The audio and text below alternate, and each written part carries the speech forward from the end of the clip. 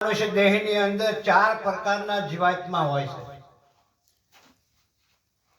આપણને એમ થાય કે આ મનુષ્ય દેહ મળ્યો છે, બધા દેહની અંદર જીવાત્મા હરખા હોય, પરંતુ નોખા નોખા 4 પ્રકારના જીવ જે હોય છે એમાં મનમુખી જીવ હોય। એ મનમુખી જીવ જે કોઈ દેહની અંદર હોય, આખી જિંદગી ભલે સત્સંગમાં જાય, ભજનમાં જાય, ગમે એટલું સાંભળે, પણ કોઈ સંતનું કહેવું ન માને, કોઈ શાસ્ત્રનું કહેવું ન માને, પોતાના મનનું ધાર્યું કરે, એને મનમુખી જીવ કહેવાય। ત્યાર પછી જીવમુખી જીવ કોઈ પણ દેહની અંદર હોય, એ જીવમુખી જીવ કોને કહેવાય? ભગવાનની ભક્તિ કરતા હોય કે કોઈ ગુરુની ભક્તિ કરતા હોય કે માતાજીની ભક્તિ કરતા હોય, પરંતુ આખી જિંદગી બીક બીક ને બીક। જે દેહની અંદર એવો જીવાત્મા હોય એને કાયમ બીકમાં રહેવું પડે, કોઈ દી નિર્ભય ન બને।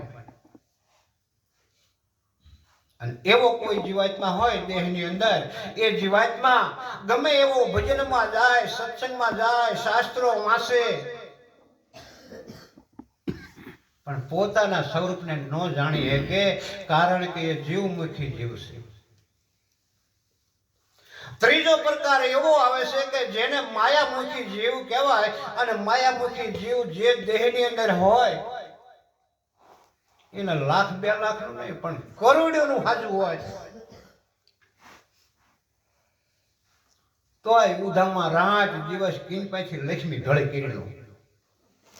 આ જીવનો ઉદ્ધાર થાય એવો એક પણ વિચાર ન આવે, એવો માયામુખી જીવ આ દેહની અંદર કોઈ હોય, ભલે સત્સંગમાં જાય, ભજનમાં જાય, ગમે એટલું સાંભળે,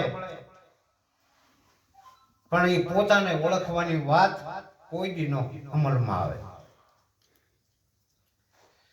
ટૂંકમાં તમે વિચાર કરી જોજો, આપણે બધાએ જોયું છે, મગ બાફા મૂકો ને, તમારે ઠીક પડે એટલા બળતા કરવા કરજો, પણ જે મન તો કોરડા રહેવાના હોય ને રે બીજા બધા બફાઈ જાય, એટલે ઓલાય પાણીમાં પડ્યા છે, પાણી ઉકળે છે, પણ તોય કોરા કેમ રહે?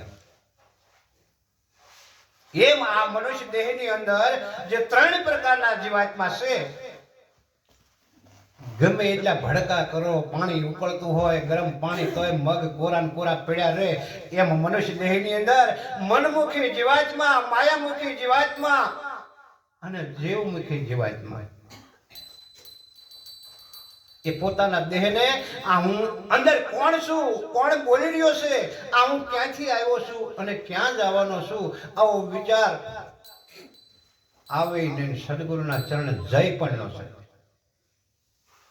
અને ચોથા પ્રકારનો જીવાત્મા જેને ગુરુમુખી જીવ કહેવાય। અને ગુરુમુખી જીવ એવું નથી કે મેં કે તમે ગુરુ કરાયા પછી જ ગુરુમુખી થાય। ગુરુમુખી જીવ આ દેહની અંદર હોય, ગુરુ ન કરાયા હોય તો હોય, અને એ જ ગુરુના શરણે જઈ શકે। ગુરુના શરણે જે ગુરુમુખી જીવાત્મા હોય એ જઈ કે જેવી રીતે આંગળો બળતો હોય અને 1 કિલોમીટર આગળ જીવડા ઉડતા હોય, આ ગળોત કહેવા ન જાય કે હાલો મારો પ્રકાશ ખરેખરનો છે, અહીં તમને મજા આવે છે, પણ એ જીવાત્મા જ્યાં પંખ નાનું એવું ઉડે છે, એ ઉડતું સીધું પ્રકાશે વીરું આવે। એમ ગુરુમુખી જીવ જે દેહની અંદર હોય એ ગમે એ ગુરુ ગોતી લે, પણ હજી એમાં થોડીક ખામી।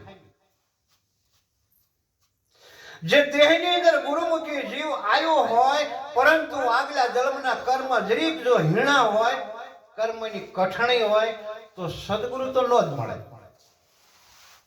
ગુરુ મળે હો। ગુરુ અને સદગુરુ આ બેમાં દિવસ અને રાત જેટલો ફેર છે।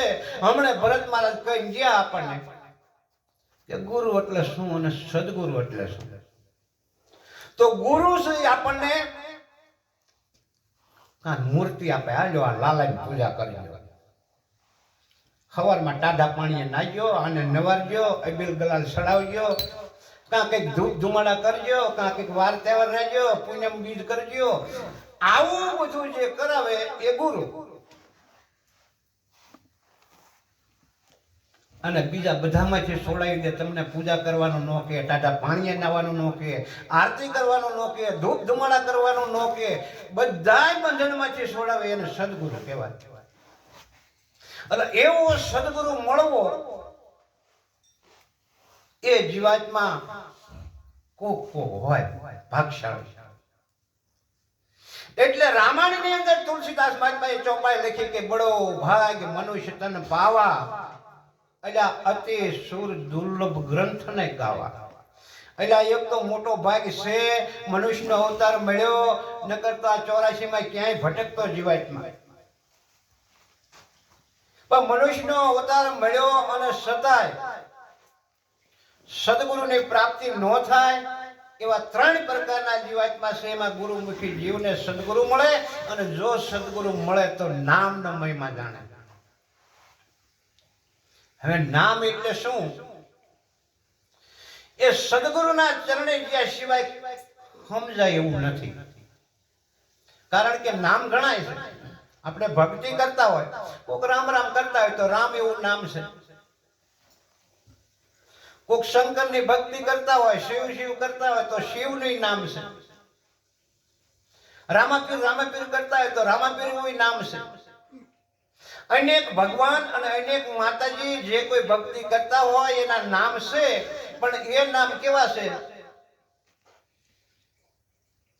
આ ઘાટને ઓળખવા હાટું નામ પાડેલા છે.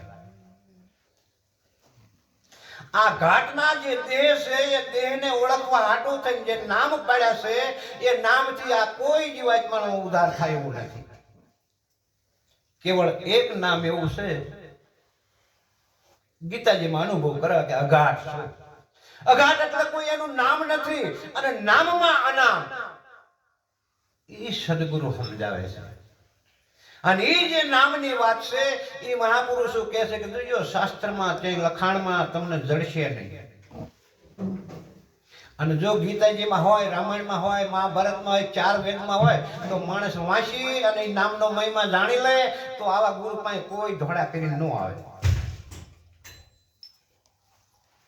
એવું જે નામ છે એ 4 વેદથી પર છે. એવું જે નામ છે એ 100 શાસ્ત્ર 18 પુરાણ થી પર છે. અને એવું નામ જેને જાણ્યું એ મહાપુરુષ આ સંસાર સાગર સહેજે તરી જાય છે. એટલે મહાપુરુષો કહે છે કે જે નામ છે ને એ નામની વાત હાવ નિયરી. નિયરી એટલે હાવ જુદી. નો ગીતાજીમાં લખી, નો રામાયણમાં, નહીં મહાભારતમાં, નહીં 4 વેદમાં, નહીં 18 પુરાણમાં, નહીં 108 ઉપનિષદમાં.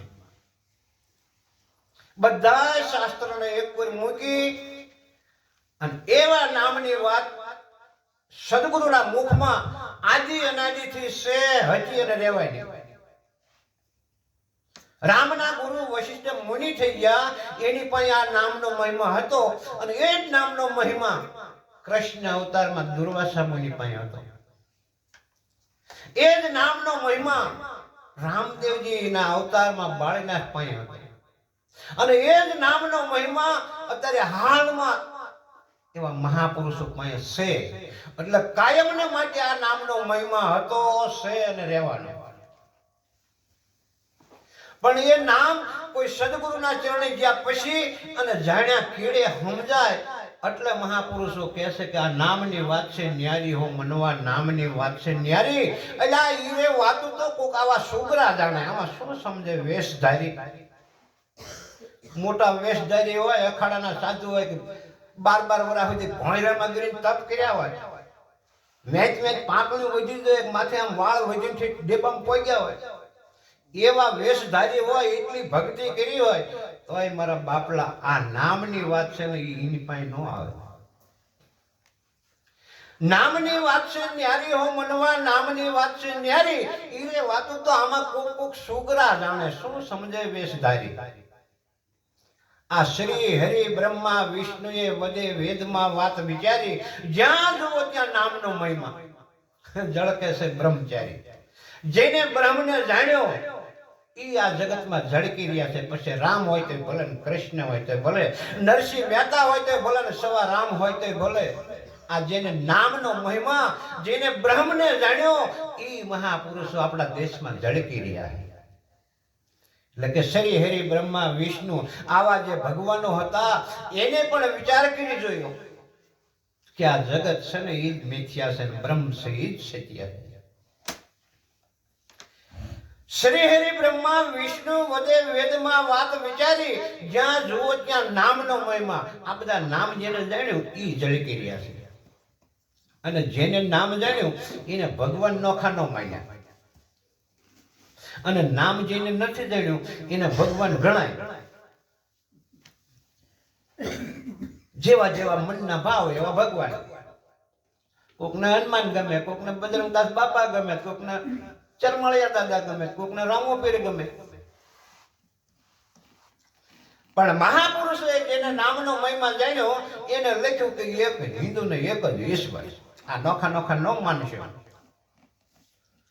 એક હિન્દુ ને એક જ ઈશ્વર, એક જ ધર્મ લ્યો ધારી. આ નોખા નોખા પંથ વાળાનો પતો નહીં લાગે. જળકે છે બ્રહ્મચારી. જેવી રીતે આખા વિશ્વમાં સૂર્ય એક છે, આખા વિશ્વમાં પવન એક છે, અગ્નિ એક છે, એમ મનુષ્ય એક જ છે, પણ આપણી દ્રષ્ટિમાં જ્યાદા દેખાય. વિજ્ઞાની લોકોએ ઝાડવાનો અનુભવ કર્યો. તમે 100 લીમડા ભેળા કરીને જુઓ ને આમ, તો 100 લીમડામાં થોડો થોડો ફેર. ભલે લીમડો ડાળે થડે પાંદડે બીજે કડવો, બધાના પાંદડા હરખા, ડાળ્યું, પણ તમે કંઈક એમાં ફેર ને ફેર. અરે વિજ્ઞાની લોકોએ એટલી બુદ્ધિ પોગાડી, 1 કિલો ઘઉં જોખીને પછી એક દાણા ઉપર નિરીક્ષણ કર્યું. બીજા દાણા જેવો દાણો ન મળ્યો ઘઉંમાં. અને આપણા મુઠ્ઠી ભરી જોઈને આપણને એવું લાગે કે એક હરખા છે ને બધા. એટલે વિજ્ઞાનીએ 1 કિલો ઘઉં જોખ્યા અને એક દાણા ઉપર નિરીક્ષણ કર્યું. એક દાણો જે છે એવો બીજો ન મળ્યો. એટલે હું તમે પાદરું નિરીક્ષણ કરો ને, મારા દેહ જેવો તમારા દેહ જેવો બીજો ગોતવા દો ને, આખી વિશ્વમાં નહીં જડે. એટલે પરમાત્મા એક છે, મનુષ્ય એક છે, ધર્મ એક છે, સૂર્ય એક છે, એમ નામ પણ એક છે. ઈ નામને જાણવા માટે મહાપુરુષો રાત દિવસ પડકાર કરી રહ્યા છે. પણ કોક ભાગશાળી જીવ હોય ઈ નામનો મહિમા જાણે. 5, 7, 9, 12 જાપ જપતા નિજ નામની યારી. જોજો ઈ નામથી પથ્થર તર્યાતા ભવસાગરમાં ભારી. 5, 7, 9 ને 12 આટલા ભેળા કરો ને તો 33 થાય. તે તરી એટલે તે એટલે આજે જાણે ની જાય તરી. 5, 7, 9, 12 એ જાપ જપતા નિજ નામની યારી. ઈરે નામથી પથ્થર તર્યાતા ભવસાગરમાં ભારી. આમ આપણું રામાયણ બતાવે છે કે એ નામથી પાણા હોય તર્યાતા. તો આપણે તો મનુષ્ય નામથી તરી જવાય, પણ ઈ નામ મળે તો, બીજું નામ મળે તો મરી જવાય. અને એટલે મહાપુરુષો કહે છે કે ઈ નામની ચાવી મારા ગુરુએ બતાવી. ઈ નામની ચાવી મારા ગુરુએ બતાવી. ઈ છે 52 અક્ષર બારી. સોમદાસ ને ગુરુ લાલજી મળ્યા એટલે નિર્ભય નામ નિહાળે. હે મનવા આ નામની વાત છે ન્યારી. એવી નામની મહિમા. અને એ નામનો મહિમા કાયમનો હાલ્યો આવે છે. અને એ નામ જાણ્યા સિવાય આ જીવાત્માને આ 84 ને બંધન છૂટે એવું નથી. આથી આગળ વિશેષ બોલતો નથી. હજી આપણે સત્સંગે ઘણો સમજવાનો, સાંભળવાનો. કોઈ ભજની મારી વાણીને વિરામ આપું છું. બોલો સદગુરુ મહારાજ.